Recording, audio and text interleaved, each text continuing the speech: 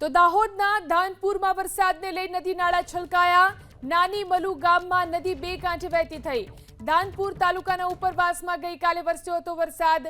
ગામના કોતરમાં નદીના પાણી ફરી વળ્યા। ગરબાડા ચોકડી પાસે મહાકાય વૃક્ષ ધરાશાયી થયું। રસ્તા પરથી વૃક્ષને હટાવવાની કામગીરી કરવામાં આવી।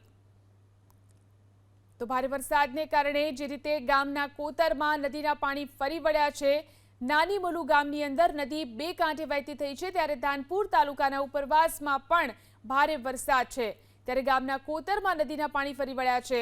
ગરબાડા ચોકડી પાસે મહાકાય વૃક્ષ ધરાશાયી થયું છે। તો દાહોદના ધાનપુરમાં વરસાદને લઈ નદી નાળા છલકાયા। નાની મલુ ગામમાં નદી બે કાંઠે વહેતી થઈ। ધાનપુર તાલુકાના ઉપરવાસમાં ગઈકાલે વરસ્યો હતો વરસાદ। ગામના કોતરમાં નદીના પાણી ફરી વળ્યા। ગરબાડા ચોકડી પાસે મહાકાય વૃક્ષ ધરાશાયી થયું। રસ્તા પરથી વૃક્ષને હટાવવાની કામગીરી કરવામાં આવી।